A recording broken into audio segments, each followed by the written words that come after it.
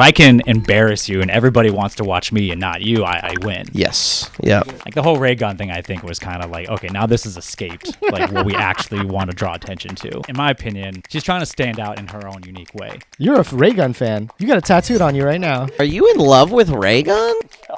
Yeah. You know you're engaged, and I know her. We have to tell him that. You know you're engaged, dude, right? I have a lot of shit talk to say, but like I'm being recorded. So I'm being a little more mindful. This isn't like the safest space. This should be a safe space.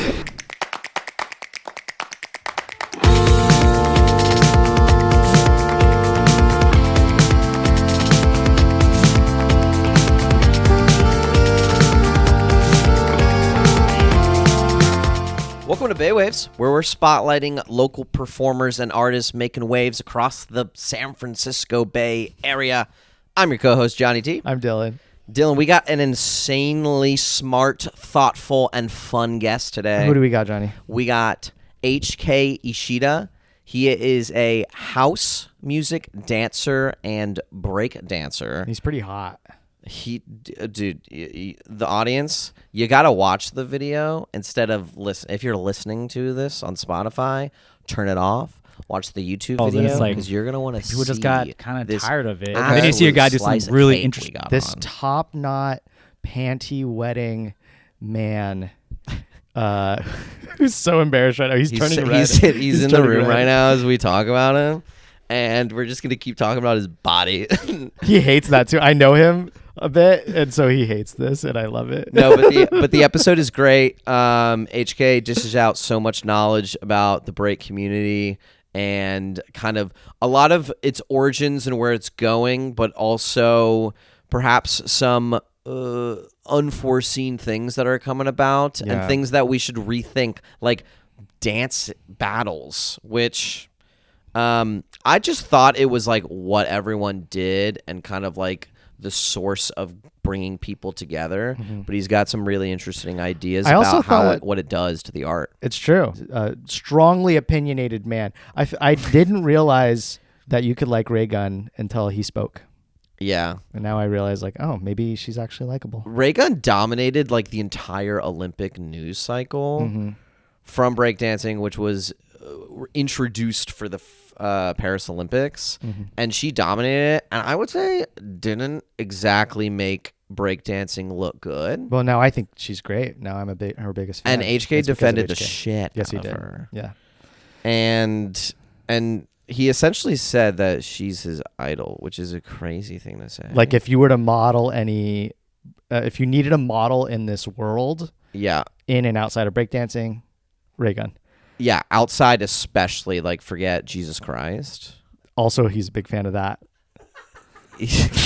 Yeah, we talk about a lot about religion because that's a super fun topic. He also in shit the Bay talks Area. Most of the HK is like the sweetest motherfucker I think we've had on the podcast. That's true. We get some nice people, but he's really nice. HK is sweet, thoughtful, smart, calm and collected. But Supple. watch him on the dance floor and he'll dominate your ass. He'll dominate your ass. Just like the coffee grinding boy that he's obsessed with. Yeah. At some point he's obsessed. Stick around for the lightning round questions, y'all, because we throw some curveballs at him, and honestly, he smacks that ball like he smacks cheeks in real life, and he hits a home run with it. All right, get ready for this this smasher, this banger of an episode. Banger of an episode. All right, Dylan, let's get to our guest, HK Ishida. Competitive art is such an interesting concept. Yeah. Yes. So I have a lot to say about it. I want to hear it. I want to hear it. About competitive art. Yeah. I think it's inherently it's an oxymoron. Okay. You know, it doesn't really make any sense. I think it's birthed out of a very, I don't know, like lizard brain part of us. But it's where very we have tribal. to compete. Yeah, it's like you want to be the best at this thing, and you have you're jealous of other people. You want to prove that you're better than other people or something like that. So it's like I want to be. You get involved in so much battle. Yeah, I know. Like that's half of breaking, right? Is like competition. Most of it. I mean, okay, I don't pride myself in being a historian at all. So I'm going to like speak, just a lot of it's going to be my own like thoughts and feelings about this. And I don't know if I can't necessarily quote a lot of like historical Don't sweat facts it. Or whatever. We'll just edit in the actual facts in post. Beautiful. Y'all really put a lot of work into this.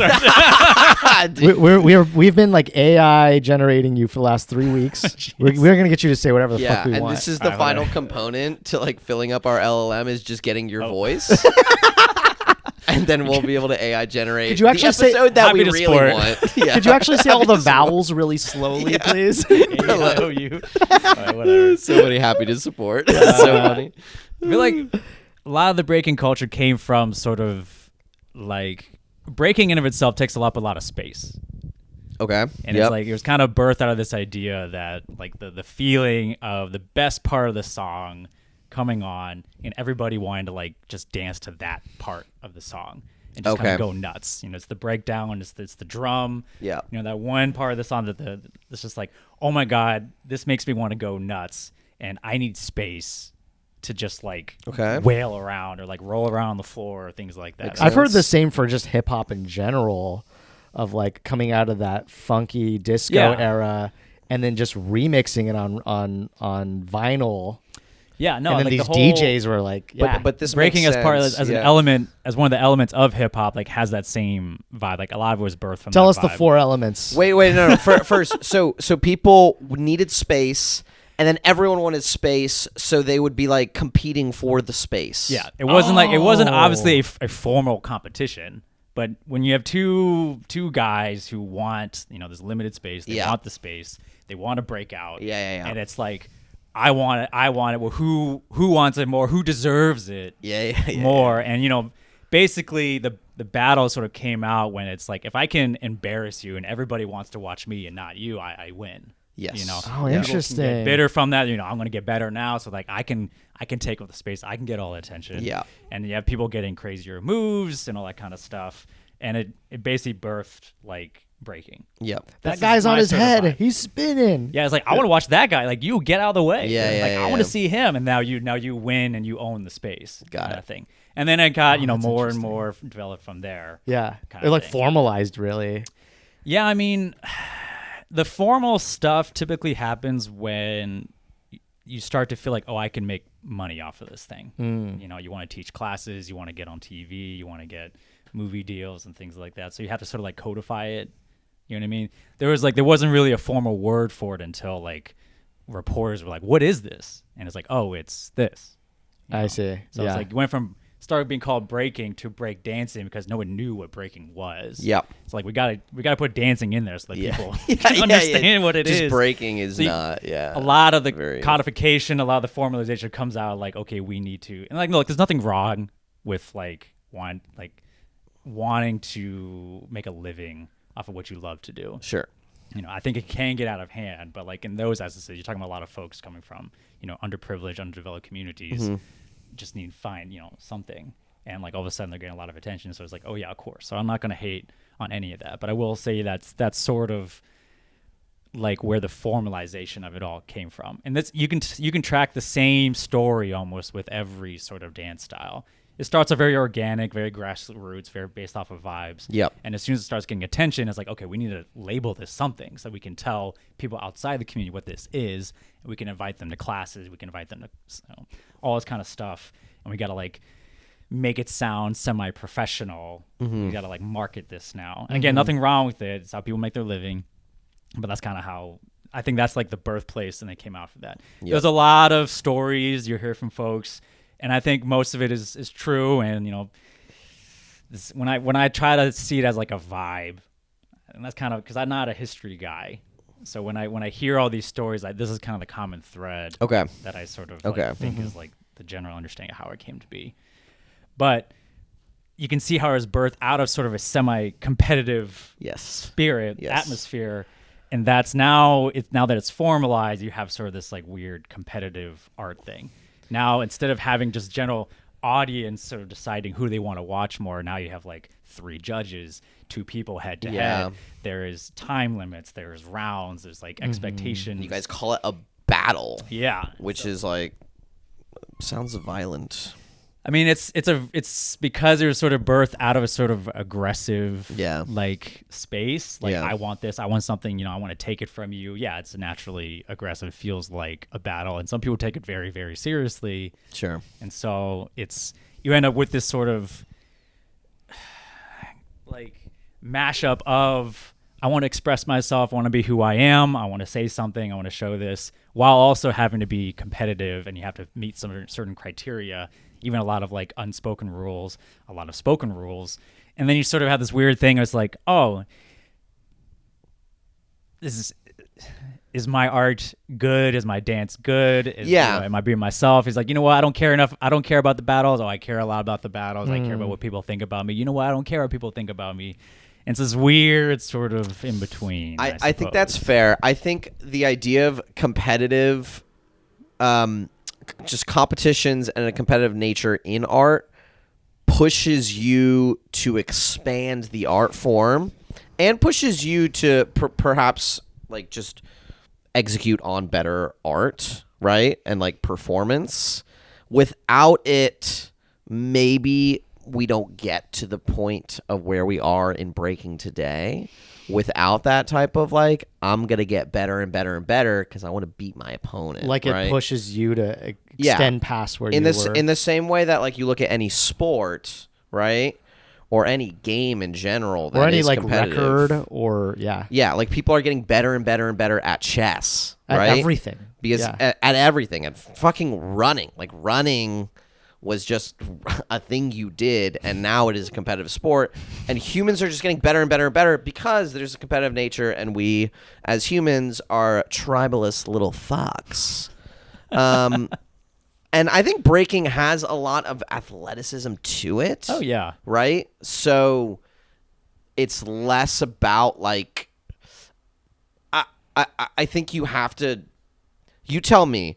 It seems like you have to be athletic to do really skilled breaking, as opposed to like someone who's an illustrator in art. Like they can build up that skill and look at like illustrative art or visual art differently and explore that. But there never needs to be just like an inherent athletic ability to it. But also you have to, I think, you also kind of have to explain like the differences, different parts of breaking, because some of it is way more athletic, specifically like the down rock stuff. It is such a nebulous thing. Is it a sport or is it an art? Let's get you on the record. Yeah, these are loaded things. We have so many more loaded questions. I mean, we're gonna load you up. What is a sport? I suppose. Fuck. So like, I feel like almost modern day, it's to make money. I would say is to make money. That makes no sense, Dylan. Art and sports kind of, I think they exist on the same spectrum. I think once you get more towards like measured sort of criteria, you're kind of going towards the sport. And when you get away from the measured criteria, that's more art. Oh, that's a very good way to put it. I feel like on the spectrum of art, breaking right now is heading more towards like the measured sort of thing. But at the same time, it's still very much, I think it very much prides itself on being an art form, so I don't think it would ever go full that way. But I do have folks who say, like, if I can hit more flares and air flares than that guy, like, I should win. Okay. Which is that's like one sort of very measurable. Yeah, hyper sort of like sportified thing. But then you have folks that focus a lot more on creativity and style, and maybe their style doesn't require as much like athletic ability. Mm-hmm. Yep. And they start winning competitions because like it's just so interesting. Mm-hmm. Yeah. You know? And so it's like these things sort of exist in the same, you'll see style heads go against power heads in the same battle. And it's a very much like, now it depends on what the judges like value. Oh, that's and cool. It can be very, and if somebody's really, it's like lightning in a bottle as far as like when you catch people's attention. Sometimes it's very much like you catch people's attention because it's so different from what they're used to seeing. And it's almost like watching gymnasts versus like these like eclectic dancers who are like bringing in different styles and their own things, and like the style it's kind of hard. It's cool. You have to sort of capture like the cultural like zeitgeist of the moment. Are people like, because you can sort of, if you look through the history of the past couple of decades of breaking, you'll see eras where like power moves were just like king. And then I think people got kind of tired of it. No one like decided we're done, but like just like the cultural zeitgeist of it all was like, it's like I'm kind of like everybody's hitting these 1990s, which is where you're spinning on one hand while like doing a handstand, and like people were just going nuts. Like it went from like 2 to 3, and then you got a guy doing 20, and there's like, okay, this is cool, and this guy was winning a lot of battles, and it's like, I think people just got kind of tired of it. Okay. And then you see a guy do something really interesting on the floor. It took a lot of creativity no one's seen before, and now he's winning. So it's like this always sort of, maybe it's a cycle or whatever. Things tend to just kind of, you lean too far this way, culture wants to go this way. And what do you like? What do I like? Yeah. Maybe I'm wrong, but in my head, you're more of like a style. Yeah. I think because similar to like the question of like me getting involved with like running events, like I'm aware of the kind of work it takes to do certain things. And I'm like, I think it would be dope, but I just don't have the time and the energy. So I lean towards like less athletic stuff. And the top knot's got to get in the way of getting on your head. Yeah. not that this is the only reason why. That's the main reason why. And like there's part of me. Does that thing get in the way? You wear a beanie? No, this thing, I mean, I grew this thing out because of the pandemic, and I just was always curious. And it's way cheaper to have long hair than short hair, in my opinion. This is out of practicality. It's out of practicality. Oh, does it act like a kind of like a dreidel, and it like helps you spin? No, like this gets in the way. Every time I try to do a headstand like I used to, I just always get in the way, and I kind of forget about it. My childlike impulses get in the way. But now it's like, we know you for this. Yeah, I know. It's become sort of iconic. Even the kids that I work with at the school that I work with, like they might not know me, but they know this. They know that. Yeah. So, people like see me in the wild, and they're like, oh, that's HK. It looks like, fucking dope. I appreciate love it. Yeah.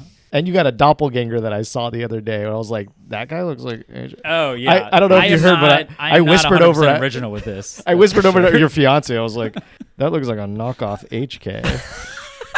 They both wear very similar clothing. I feel like, and maybe I'm wrong, his style reminded me of the stuff I've seen of your stuff too. Like, yeah, I mean, I try to. It's such. I mean, it's your artistic expression that people are copying. No, if anything, I'm copying them. Oh, fuck. I haven't been in the scene long enough, I think, for people to copy me. We'll edit that out. I feel like, isn't art also like us weaving around our limitations? I feel. Weaving around our limitations? Like, I know I think we're pushing that, like, against our perceived limitations. It could be both. Anytime a barrier shows up in front of you, you have the choice to push back against it or weave around it, I suppose, or kind of accept it and back away. So like for me, like I have so many other passions in my life outside of dance, and so like we don't want to hear about it. Cut that out too. I'm kidding. Like I don't want to pursue dance as a profession. Yeah. Okay. And I don't want to be practicing like every day. Like there's just other things that I want to do. Just the 4 days a week you're doing it. I mean, that's not enough. Like again, I know the kind of shape I need to be in to do a lot of these moves that I'm witnessing and I think are cool. Yeah. And I just accept the fact that like, look, I don't have the time it takes. I don't care that much about it to sacrifice what I need to sacrifice. Yeah. Yeah. I'm in a loving relationship. I have a career that I care a lot about. I want to get sleep. And I have friends that I want to invest in, and like there's only 24 hours in a day, and I just don't have it. Sure. And so because of that, I moved away from certain things and moved towards other things.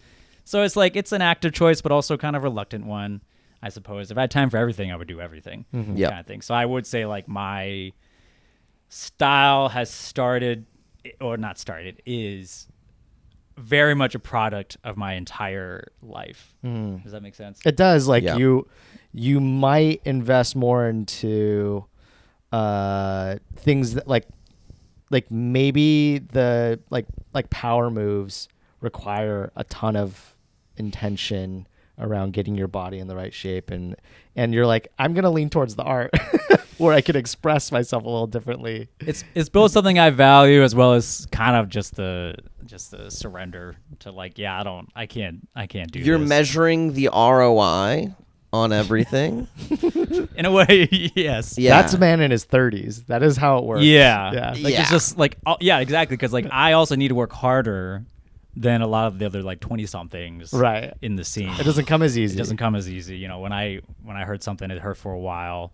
You know, I gotta get more sleep, all that kind of stuff. I started breaking when I was 15. I only did it for a few years, but I could like handstand into a lotus which was crazy. What does that mean? What does that mean? If I even people have dreamed no idea about doing it Lotus today, this is a lotus. This like kind of cross-legged thing. And now imagine doing that in a handstand. If I even thought about doing that now, it would take me 3 years to get to that. I'm happy I maintained the ability to do it. That's crazy. Yeah, I can't even do it anymore. It's crazy. Yeah, you're totally right. It's just everything takes twice as long now. Everything takes twice as long, and it's just like, and so like I've even moved away from battling and just kind of enjoying it as like as a party. Yeah. Oh, you don't battle too much anymore. I don't seek it out as much. If it's happening, I think battles are hella fun. I like to think I have a more healthy attitude towards it, where it's like if I lose, it doesn't discredit me as an artist. You were having a hard time on Friday. I was having like I've been in the. Oh man, I think all artists kind of go through ups and downs. Oh yeah, always. Yeah, and like recently, I've been on kind of a losing streak, and it's not necessarily the opinions of other people. It's like I have an intention and I don't meet that intention. Like I, at the very least, don't want to have stage fright. You know, I just want to like do my thing and enjoy the music and like in spite of people watching, I want to be like. Do you get stage fright? Apparently I do now. Oh like, shit. It's a little bit, I have to do some soul searching on this Whoa. one, to be honest. I know I'm going through a lot of stress with my job and a bunch of other transitions in my life right now, and that's definitely being reflected. He's a therapist, by the way. I'm a school psychologist. Okay. Mostly work with students with learning disabilities, but I do counseling. That is part heavy. of my job as well. Yeah, it's close towards the end of the school year, which means all the things we were procrastinating about. Right. Now we got to do it. Yeah. So maybe that has something to do with it. My own feelings of like, am I good enough for whatever? I've been in the community for a very long time, and sometimes I get a little like, oh, I should be better. Should be better. So do you bristle when you see like a 22-year-old like from nowhere just absolutely crushing it? Part of me does, yeah. Yeah, I get the same thing with comedy. I'm like, fuck you. Just You're remember, I hate talent. I hate that they're starting so early and they're so good already. Yeah. And I'm like, I'm gonna support you, but I might talk shit about you behind your back. You know. You know what? Maybe I've been talking a little too much shit, which makes me feel like, man, look. Name them out. All feelings are valid right now. Call them out. And part of me is resentful and hurt and all that kind of stuff and jealous. And I think I might be engaging with that side of me a little too much recently. Yeah. You hear that, J-Rock? Fuck you. So when I call him out, he's calling out like 15-year-olds. Yeah. Like, okay. I mean, that's why it's silly though, Yeah, right? it's Like it's like ridiculous. I really have no reason to like really. It's very much my own insecurities. Yeah. You hear that I laser play. gun? What's her name? Raygun. Ray, you hear that, Raygun? Fuck you. says Okay, HK. do you think the Olympics having breaking as a competitive sport, do you think that helps or hurts the art? I mean, it definitely does both. Oh. Okay. Yeah. Do you think it's good in the long term? Remember, you represent every break. Yeah. First of all, I represent myself. Yeah. I think it's good and bad. I mean, like everything is pros and cons. I think the pro is definitely like you get more people knowing about it. Sure. It's an Just opportunity exposure. to start it's an opportunity to start a conversation about art in general, about a very a scene that I do believe deserves more attention. I mean, but every scene deserves more attention, I suppose. Yeah. It's fun. And I think that's all good. We highlight stories that I think are worth highlighting. I think like the negative thing is sometimes the narrative can kind of get away from what like the folks actually want to say about it. Like the whole Raygun thing, I think was kind of like, okay, now this is escaped like what we actually want to draw attention to. Yeah. Which is when you so put yourself controversial. Yeah. when you put yourself out there to billions of people. Yeah. You lose control of like what you actually want to say, and people are going to take sort of the path of least resistance and just do the funny thing. And it's like, and then they might label like, okay, this is what it is, and I'm moving on to like, you've lost my attention. I'm moving on to the next thing. And this is what I think about this now. So when you expand your audience, you leave yourself more vulnerable to that stuff. And I definitely think that's what happened. And at the same time, there are people who are willing to listen that are listening now. So how did you feel about the whole thing that went down? I think the child inside of me was like, hell yeah, this is dope. Like, cool. We made it. Like that kind of specifically feeling. Raygun. Specifically Raygun. Complex feelings. Like I kind of like what I mentioned before. Like breaking has been around long enough. The dancing in general has been like competitive street dancing has been around long enough for it to go through phases. Yep. And it has gone through phases outside of the public eye.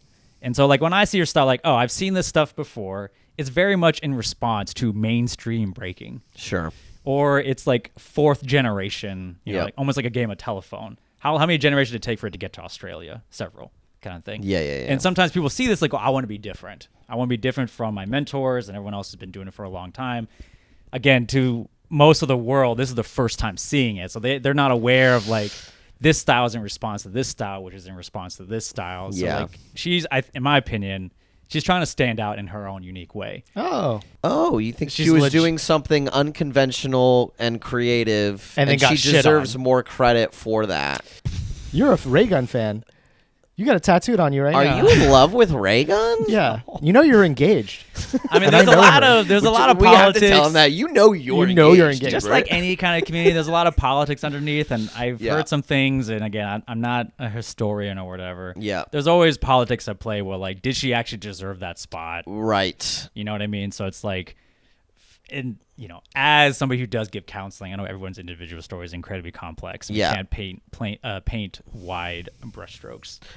But you thought it was like not that bad, her performance? I thought it was. Yeah, I wouldn't.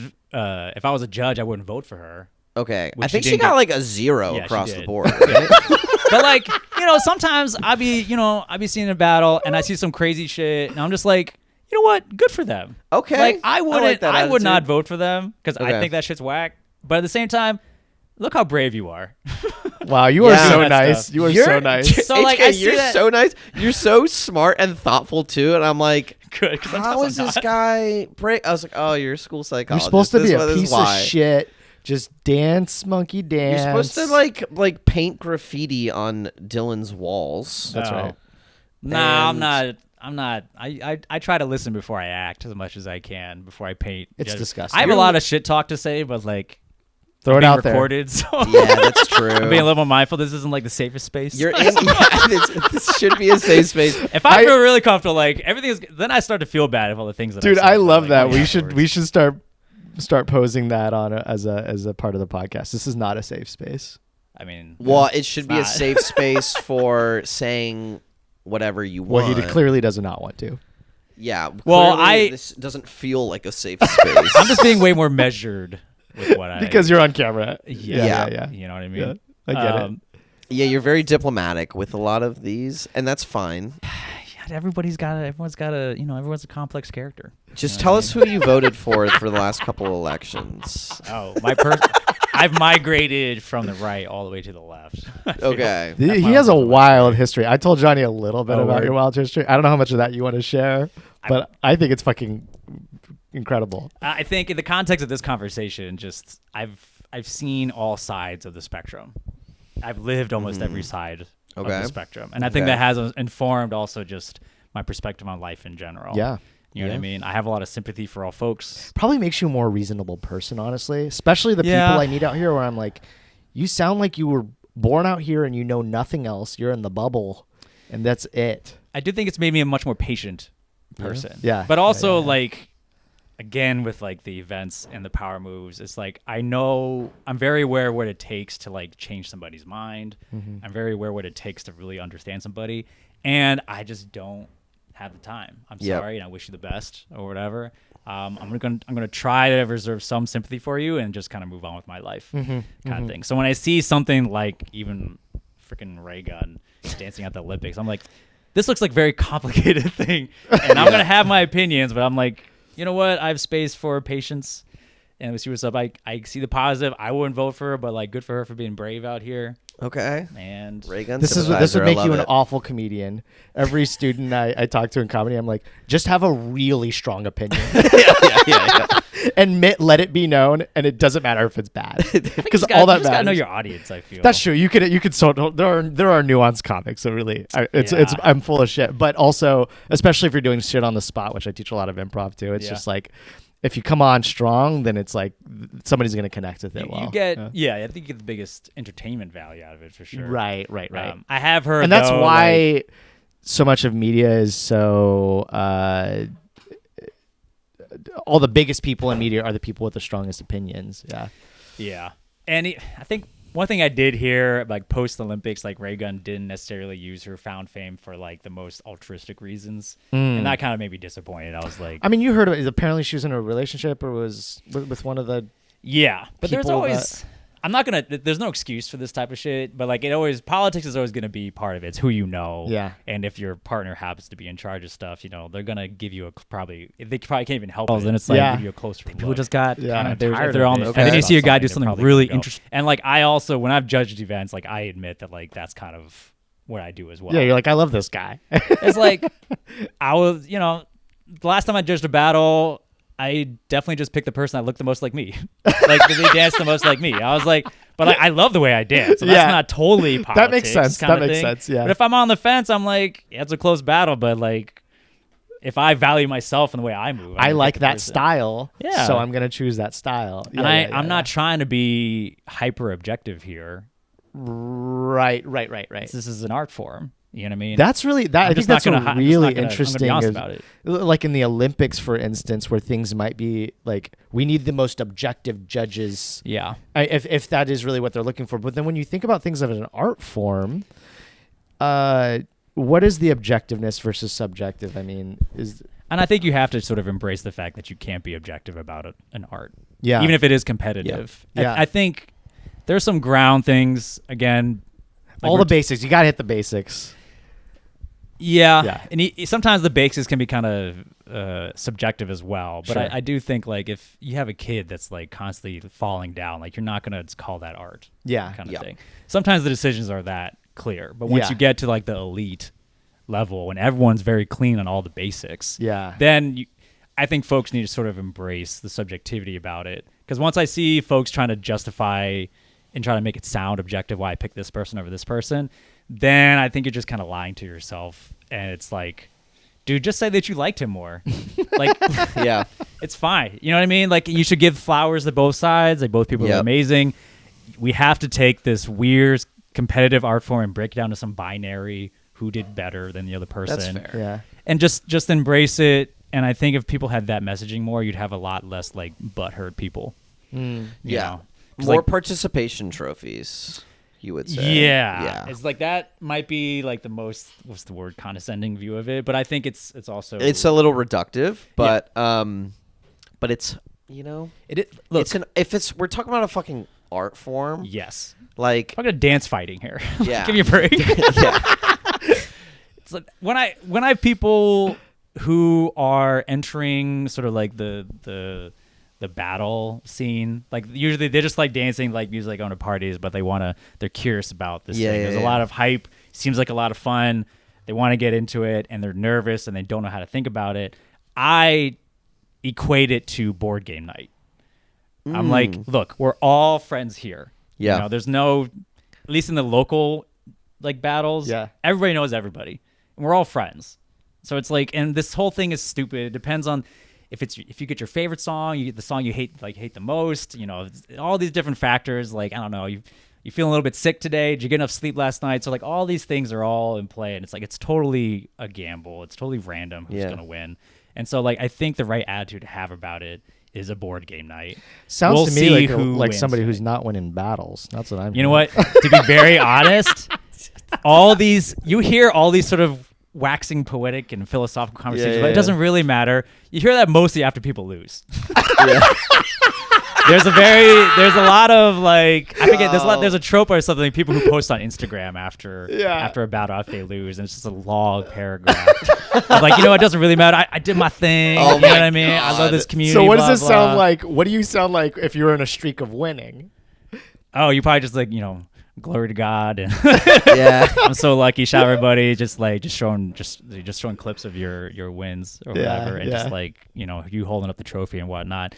You definitely see some people who also still post like, man, I won, but it doesn't matter, kind of thing. Yeah. So less often. It's maybe because they just feel bad. They don't want to people to hate on them for winning.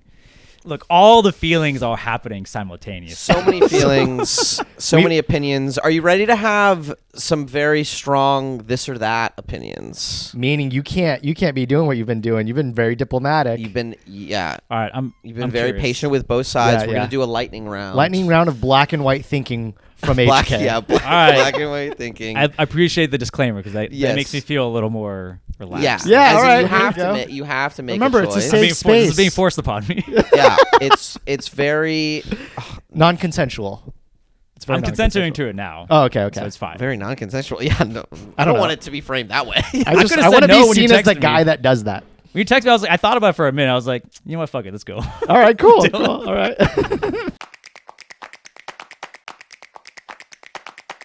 Okay, just some softball questions. Not the sport. Oh, thank God. The art of softball. Could you give him some sport questions from softball first? Just I watched the Savannah Bananas. That's an art form. That is You know art. what I'm talking about? Yeah. That's moving baseball away from being a sport and more toward an art More form. towards art and like more of a performance. What are you Yeah. guys talking about? We'll talk about it later. Okay. Let's go to the lightning round. Okay, train for power or train for stamina? Oh, God. I This guy sucks at choosing. okay, hold on. Is this me or is this like is you. Is it me personally? Yeah. Stamina. Stamina. Okay, power moves or freezes? I would say freezes. Okay, Because I feel like freezes I would say freezes because I value musicality, like dancing to the song and on beat, and it's very very difficult to do power moves on beat. And it's much easier to do freezes. and on I feel like beat. the audience goes wild when it's on a freeze. Yeah, because I think you give a nice exclamation point so the audience knows, like, yeah, now it's applause, kind of thing. Yeah. okay. That's me personally. I like that. Spin on your head till you develop vertigo, or spin on your shoulders till you develop scoliosis. These are okay. We get this reaction we a are lot. just getting started, Let's do HK. shoulders. I'm tired of head spins. Okay, tired of head spins? Okay. It's the top knot. That's what's keeping you from getting that. There's just my own personal zeitgeist is moving away from head spins. It's Gotcha. too. Okay. I value asymmetry. I feel that's inherently more dynamic. So when you talk about Oh. shoulder spins, that's more asymmetrical. Interesting. Yeah, So there's shoulder inherent spin is imbalance. more of a windmill, yeah? Yeah, I guess. Yeah, that's kind of a. That's You not can really- tell me I'm wrong because I don't. You're know not too wrong, but it much. is kind of like a ignorant question. Oh yeah, it It shows how much you don't understand. Okay, edit that. Okay, It shows that you're not. You haven't been idiot. breaking for You that long. idiot. I haven't. That's why we're talking to someone who has. Okay, Shiga kicks. How do you Okay. Sugar kicks, yeah. Sugar The kicks? B-boy, yeah. or Phil Wizard? Oh. Personally, I like Sugar kicks more. He is a more traditional breaker, and I think Phil. Oh gosh, it's funny because I don't really identify much as a breaker these days. I'm more of a house head, but I still am aware of these folks. Phil has a very unique style.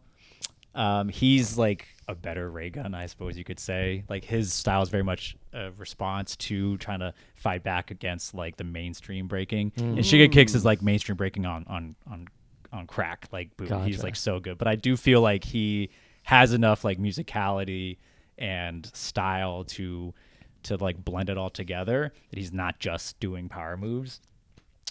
And I applaud Phil Wizard for his creativity, but it's just not my jam. Okay. I think it's a little bit corny sometimes.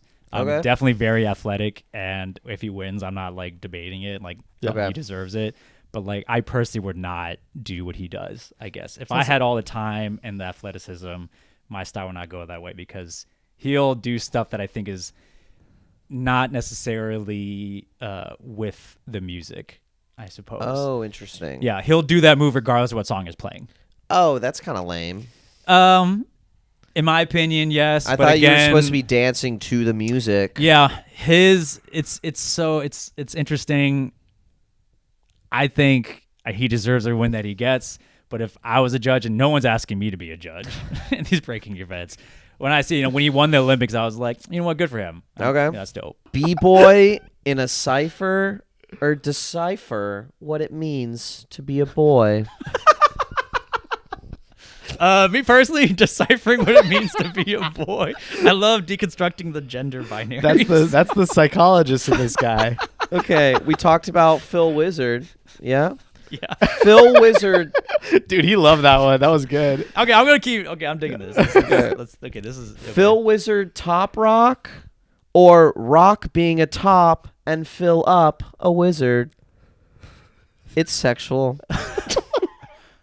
I'll try anything once. I'll go for the second. Nice. There we go. This dude loves wizards. Okay. I'll try anything once. I'll try anything. I don't have an opinion yet on wizards. I love to develop an educated opinion on wizards. And then Wizards start are the filling them up. best. Sounds like a great intimate Except way that to- famous one in like East Texas. What are you talking about? The Grand. This guy's from the Texas. Grand, So the Grand Wizard. Oh. Yeah, Not a good I don't. dude. That's something I don't need to try once. that's true. Yeah. Okay. me Clean being a good human execution of a move, Okay. or move to execute Mr. Clean. Whatever the first one was. Oh, Mr. okay. Clean isn't. I don't know. He's not a real human being. So I don't. Well, you know what? I don't think he deserves that kind of treatment. Okay. I suppose. Yeah. No what did he do? execution. Okay. All right. Well, there was a right answer there, and you got it wrong. So Dang.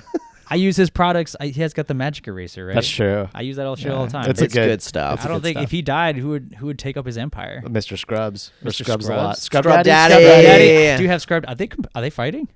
Yeah. Oh yeah. Probably. They hate each other. I can't Yeah. pick a side. They're in a battle right They're in now. a as we battle. talk. They're in a cipher. I'm uneducated. I can't judge that battle. So I will execute a clean move. Execute a clean I would move. mind my business and stay in my lane. Okay. Power up a windmill, or use windmills for renewable power. Use windmills for renewable power. There we go. Doesn't care about dance. This shows how much of a complex human being I am. Yeah. You brought me here as an artist, and I come out as an advocate. There you go. Yep. Watch Raygun for hours on end. Okay. Or end it all with a ray gun to the head. Shoot. Do I believe in the afterlife? I don't know anymore, man. You What's- complicate that's me. hot. Every time I That's turn hot. around, I I'm also like, if I'm going to hell, would it just be watching Raygun? Oh, For that might be hours. your hell. Could be a toss up for this one. That's a very good point. Yeah. Hell is just watching as a dancer. Hell is watching Ray going all day. I think I'll take my chances with the ray gun to the head, I suppose. Okay, Yeah, ray gun it's to the either hell head. or maybe not. Damn, I'll you take it really maybe not. don't. Yeah. You don't Yeah. seem like an afterlife kind of guy. If I had to believe in something, I would like to believe in reincarnation. Yeah, I was Yeah, gonna say that. I was like, the reincarnation top sounds dope. knot is very Buddhist of you. Pretty sure the Buddha had a top knot. Wasn't he bald? Yeah, but before that, Oh, probably. that's how he went bald. Yeah, if he didn't have He's the Rogaine, top see, knot? I'm doing the keeps, so I never Oh, go that. I mean, I'll nice. never. Is it helping? I guess I'll never achieve enlightenment. What is that, because I'll like never go bald. minoxidil? Yeah, Oh, nice. yeah. Shout out to. Shout out to Big Pharma. I get like $100 me every month. Shit. Big Pharma. Okay. Next question about Big Pharma. Yeah, next question. Oh, God, next question. What's the funny wordplay? Perform for one enthusiastic person or Nice. perform for a large but low energy crowd? Oh, jeez. Young version of me would have had the crowd. Still crowd? Okay. Current version of me is one special person. Just Wow. one special person. Thank you. I will come to your Oh, dance. Your one man show at your I'm house. still working on my lap dance here. That's another style I'm working on. That's the Lap one dance. individual. That's pretty cool. Yeah, try head spinning on a lap. I gave somebody a lap dance once. It was when I was in my breakdance phase. Did you win that battle? Like somebody, it's like 3, 2, 1. It was not a. It was. I don't know what you're saying right now, but what I will. What I You will use say. so many terms that I'm like, I don't know what the fuck this guy is saying. There's a lot of what's the word? Lexicon? Lexicon is deep. Lexicon, I suppose, yeah. yeah. Verbiage. I'll very quickly say I was invited to because I was in a crew and we were invited to dance at a wedding because somebody in our crew their sister was getting married and she was like we were 15, 16, something like that, and she was like probably 10 years our senior, and she invited us to dance, and then I can't remember if I brought this up, but I was like, wouldn't it be funny if we had like kind of like a break off moment where we sat down the bride to be, and then I gave her a lap dance with a fireman hat on. I don't know how it happened, but it did happen, and I danced in front of this woman's entire family. I've known this family since I was like 5, but I didn't know the sister very well because I was yeah. Anyways, so an underage me gave lap dance to these people. That's crazy. In front of the husband, and I don't know. It's crazy to me now. At the time, none of us batted an eye. We just thought it was fun and funny.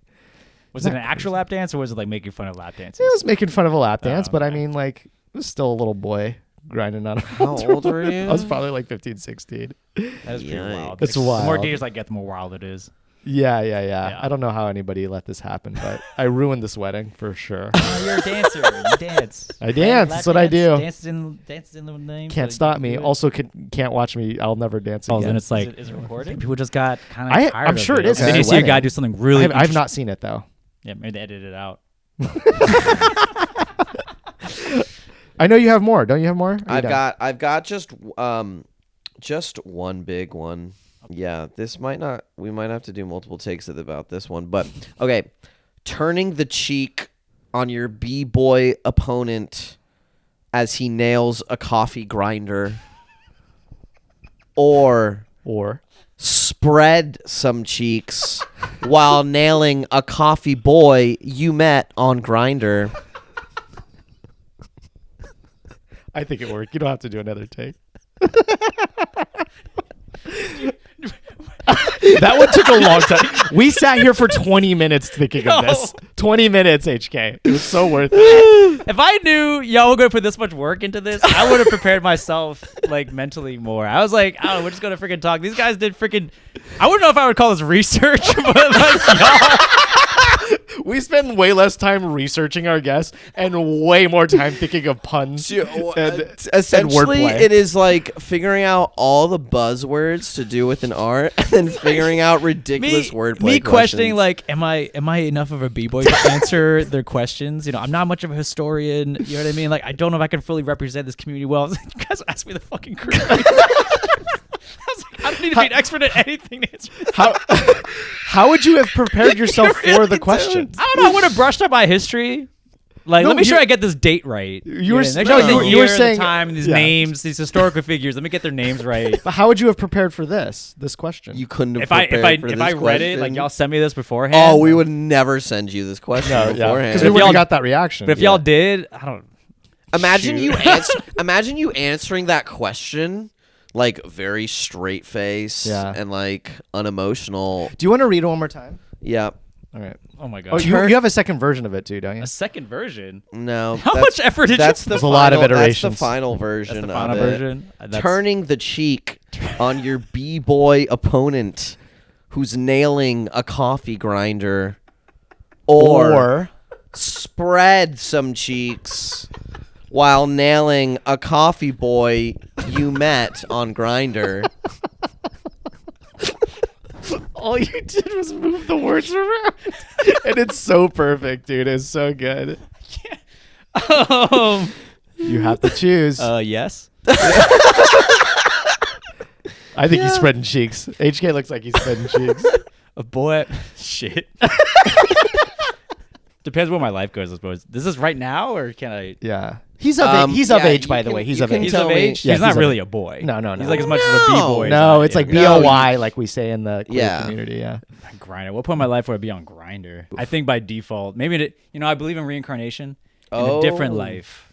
Sure. In a different life, I would believe in reincarnation. Very funny. If I believe it, I want to believe in reincarnation. Yeah. So in a future life, or maybe in a past life. In a future life, you would be the coffee boy. You'd be the coffee boy. You'd be the coffee boy. Yeah, and then some. And I'd be curious what life would be like. Some 30-something with a top knot would walk up to you and like say like, "Can I spread those cheeks?" And you'd be like, instinct, like this is the moment. Immediately attracted. I didn't prepare for this moment, but I prepared for that moment. Yeah, you feel the call. I know. Yeah, and you're like, I'm ready to get nailed. You're ready to get nailed.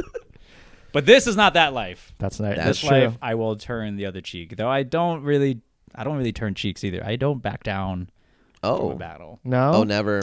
No, just out of principle. Can I very quickly ask, sure, just for clarification for myself? You said you're a house head now. Is house head mostly just like the top rock half of breaking? Okay, that's an interesting.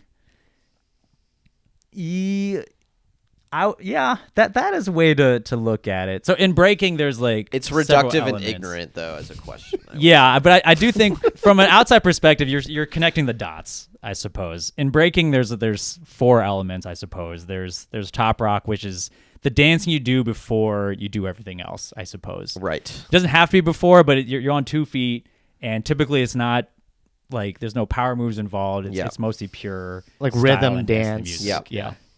Then you have the footwork, which is when you're on all fours on the floor. And that's also typically more, there are sort of like more difficult moves, but still mostly musical. But you're moving away from the art and more into the sport as you progress through these things. And then there's the power moves, which is like the big tricks. And then there's the freezes, which can be easy to extremely difficult. So top rock is kind of like, again, just typically dancing on 2 feet, and it's all just dancing to the music kind of thing. That element of breaking is probably the most universal of like all street styles. Sure. Most street styles do not have the level of like athleticism that breaking has. Usually it's just dancing to the music and who can be like the most impressive visualization of the music. So me, as more of a house head these days, most of my dancing is on 2 feet, and I'm just grooving to the music kind of thing. That must happen when breakers get old. It is a common trend. There's several people like me that I find that's like, I started in breaking, but then I just, for one reason or another couldn't keep up with it. And so we migrated to like a less physically demanding street style. Yeah. Okay. And as like, I hate so much of breaking is competitive. So much of breaking is battling, and it can be exhausting, especially once you start to lose more and more and more. And you see yourself man, I can't keep up. I have other things I want to do. But you don't want to give up on this thing that you love. Yeah. And so you find a community like the house community, which is just like, breaking was kind of born out of this sort of competitive situation, I suppose. House was very much born out of like, had a hard week. Let's just have some good. Let's just listen to some good music and forget it. That's like very like escapism sort of thing. Okay. That's kind of where it was born out of. But there's got to be a lot of overlap in those communities. There is, just because people, dancing is dancing and music is music. There is a lot of overlap, but I would say like house dancing was born out of that sort of spirit. People partying all night. You know what I mean? Like this is the only time they get to just not worry about anything. Yeah. That's kind of where it was born out of. The music, when you listen to like the lyrics and all that kind of stuff, it's very much just trying to have a good time. Yeah. And so the community at large is also just trying to have a good time. There are people in the house community that don't take dance that seriously. They just be two-stepping for like 6 hours. Yeah. Kind of thing. And they're just as valid, as everybody else kind of. Okay, so do battles ever get like heated? Of course. In a way that like people kind of crash out? Oh, yeah. They get in each other's faces. Oh, yeah? Yeah, which I think is silly. Okay. Because again, like what are you getting hurt about? It's a subjective thing. Young ego. What have you sometimes seen? Old ego too? Yeah. What have you seen like people crashing out? Yeah, people really care about this art form. People really, and in my personal opinion, again, I don't think you should get that serious about a competitive art form because inherently of itself, it's a contradicting thing. Yeah. But people do take it passionately. They dedicate a lot of their time to this thing. A lot of times they make it their career, and it's all up there. And if a panel of judges votes against them, it's a big deal to them. And so that you do see a lot of crash outs, and in some places there's a place for it. Like you've seen battles where the competitors call out the judges. Oh, dang. And it's like, I'm going to battle you now in front of all these people. Really? And if I beat you, if I prove that you're an idiot because you can't even keep up with me, then like your opinions is disqualified kind of thing. Whoa, I love that. What happens? Yeah. What do you do if they like No, but think about it. It's inherently, in my opinion, it's an inherently immature way to address your concerns. Yeah. You know what I mean? Like if what's this going to prove? And oftentimes it fizzles. Like the initial moment is like, oh shit, he's calling out the judges, calling their opinion bullshit. Let's go. And will they dance? Will they battle? Sometimes. Okay. But also like the judge's like, I'm not going to freaking battle you. Like what the fuck? Yeah. Like I'm an old guy. Yeah. Like I can't obviously I can't beat you in a battle, but people respect my opinion. And it reminds me of like an Olympic trainer who's like an old dude. Yeah. Who used to be in the Olympics because he was an Olympian, or like he's like, but I'm not at my peak anymore. Yeah, still an expert. But I'm wise. It's inherently silly in my opinion. Yeah. I get your, so like sometimes I think judges will be like, yo, fuck you too. I'm gonna, it's like that. Yeah. So there's that battle, but like it just kind of goes because it's so spontaneous, and usually it's in the middle of an event. So like the MC is like, yo, we gotta like we can't what? Yeah. Like you can't be just hijacking. We're on a schedule. Yeah, exactly. You can't be. So like at some point it's never what the guy like hopes it's going to be. Some like massive embarrassment and prove like, this guy doesn't know what he's talking about. Everybody sees like it's rarely ever that. So it's kind of just like, all right, man, get your anger out and we'll all move on kind of thing. Okay. Sometimes it's just a conversation. Like I was like, hey man, what happened? He talks to the judge and the judge will give them an explanation and he'll take it or he won't. And he might complain about it like to his friends on the side. Usually it fizzles out like that. But it can get, people obviously care a lot about it. And so they get kind of heated. Yeah. Have you seen anyone get like violent? No, Like, they will not me get, personally, but I have nunchuck. They'll get extremely close to each other's faces in a battle sometimes. There's a lot of like call outs. This shit used to exist a lot more. Yeah, there used to be a lot more like just accepted aggression, I suppose. Okay. And I've seen on like YouTube clips or whatever, people getting like into it, but usually it fizzles out because again, it's just not it's a little bit embarrassing at a certain point. Like what you do, like you losing your cool. Like you're immature. Yeah, like it's like, dude. I think most people at the heart, at the end of the day, know it's just a dance. Like, bro, get over it kind of thing. So people like seeing the drama, but it quickly fizzles when it's like, all right, I'm tired of this. I want to move on to the next thing. Like, dude, chill the fuck out kind of thing. So it's the thing in the moment, and some people carry it beyond the event, but I wouldn't say it defines the art form, I suppose. Most folks are, especially these days, most folks have their like tech jobs and they're well off, and it's like this is not I'm not the kind of guy that would start a fight and continue this beef for like ever kind of thing. Most like beef these days is everyone's just kind of like playing along, that kind of, it's not real. Everyone knows each other, friends. I think maybe that's just the age that we're in. Everyone's much more connected than they used to be, so you have less tribalism, I suppose. Everything is much more, if you have aggression, usually it's more performative. You know what I mean? Like, I know this is going to get me more hits on the internet. There was that one video I keep seeing. It's resurfacing of this guy went up against another guy that has like one leg, I think. Oh, yeah. And he came out with he had a cane to help him. But I mean, this guy was a good dancer on one leg regardless. But then his opponent took his cane, not in the middle of his dance because it was his turn, but took the other guy's cane and then danced with it. Was doing spins with the cane, and everybody's like, "Oh shit!" I was like, they're like, "This is fucking crazy!" Like, that's this dude with one leg and he stole his cane.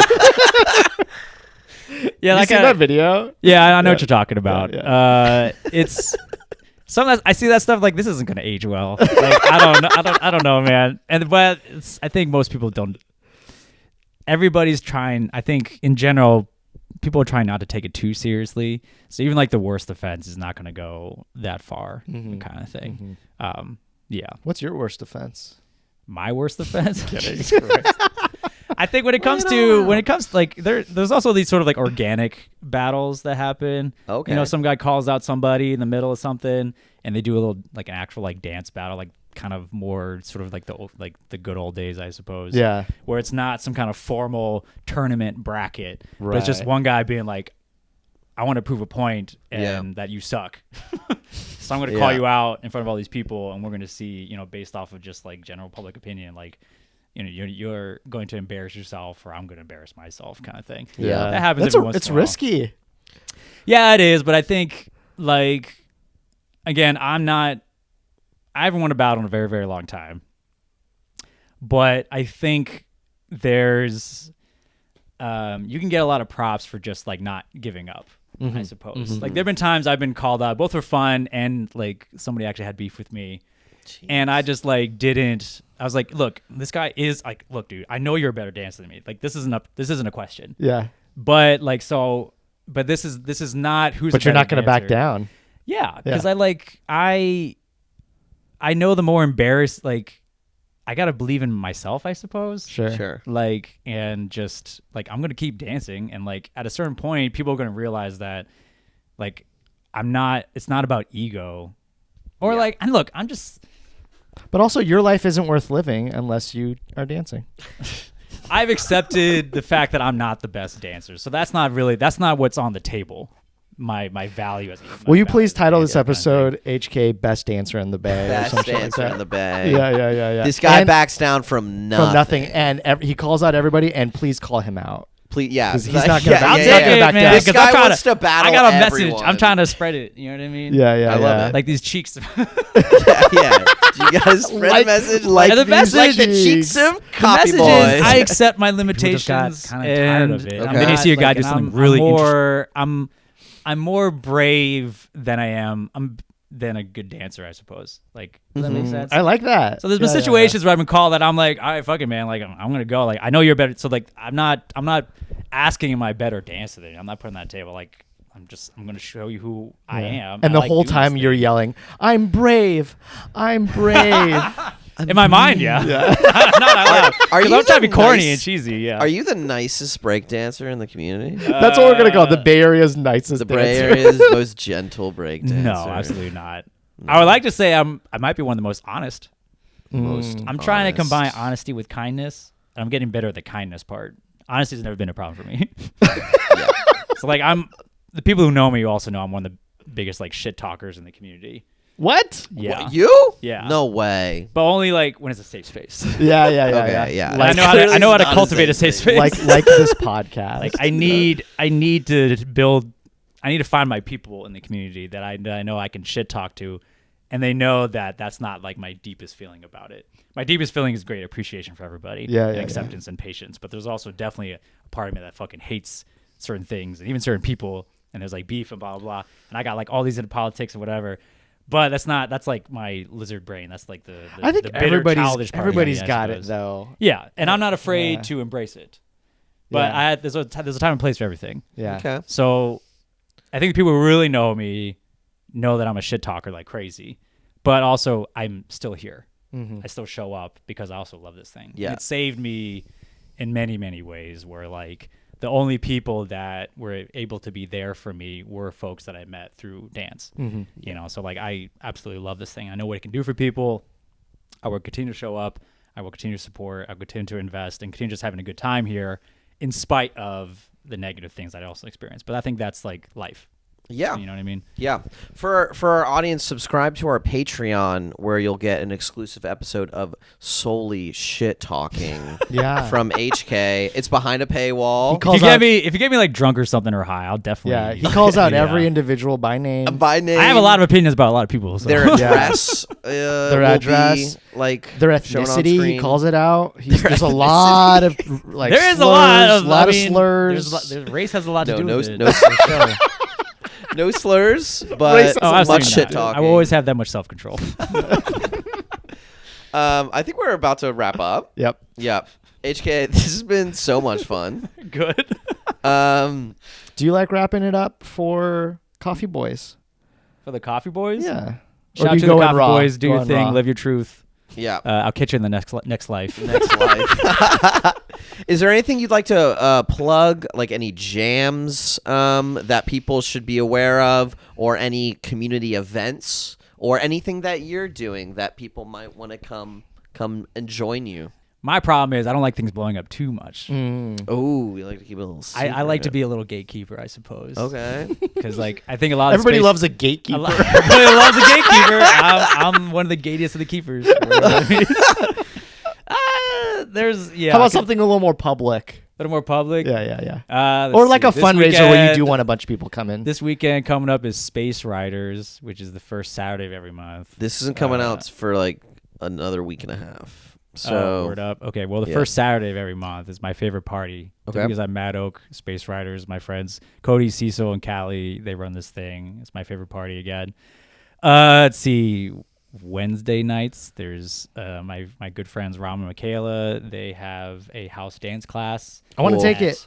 There's a space called Home Base. It's in downtown Oakland. It's a studio apartment that they converted to a dance studio. I suppose. Cool. Yeah, and they host a lot of things out there. I think home.base is their IG handle. Okay. Host a lot of classes. Afterwards, there's a big session. My friend Cody, goes by CoFlow, plays music there, and he's one of the better DJs in the house scene, I think, in the world. And so we're very lucky to have him here in the Bay. And the guy teaching the class, I haven't seen her perform, but I loved his dance. I thought he was so good. Oh, yeah. Rama, he's great. Used to live with him. Great guy. Oh, really? Yeah. Nice. Also hosts a lot of events. He's a cornerstone, I would say, in the Bay Area house dance community. Cool. Nice. We were just in Mexico together, and he got into the finals for this big battle, La Meta Meta. That was Whoa. Dope. So cool. Again, as far as like international house scene, we're very lucky in the Bay to have one of the biggest heads as far as music, and then one of the biggest heads as far as dance. So that's awesome. It's take advantage of it if you're here. Outside of that, every Friday at Lake Merritt, there's a party called Days Like This. They play good house music as well. That event used to be the smallest little like Bluetooth speaker and like 2 or 3 people just dancing together during the pandemic, to now it's like God knows how many people. Like, is that the one at the Pagoda thing? Yeah. That's Pergola. Yeah, it's Pergola. It's Pagoda's. My friend, sorry, I looked at you and I said Morgan Pagoda. and Suleiman. They run it. They're really, really good people. A beautiful event. A little too crowded for me sometimes. You know, what I mean? That's why I like to gatekeep. But you know, it's a beautiful thing that they have going on. That's not the one with the African drums. There's another. No, that's another event. The African drumming happens on another time during the weekend. I forget. Gotcha. Yeah, this is a whole other thing. Yeah. That's a great event that happens every Friday. I'll end it there. I could probably go on and on. I'm sure I'm going to forget something, and I feel bad about it, so I'm just going to end it there. It's all good. But there's always something going on, especially here in the Bay. Cool. If you love house music, if you like just having a good time with good people, it's a good place to be, which is why I love it, because I think that much more is a reflection of who I am versus a competitive coffee grinder.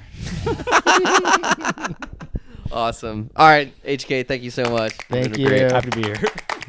Bye. Bye.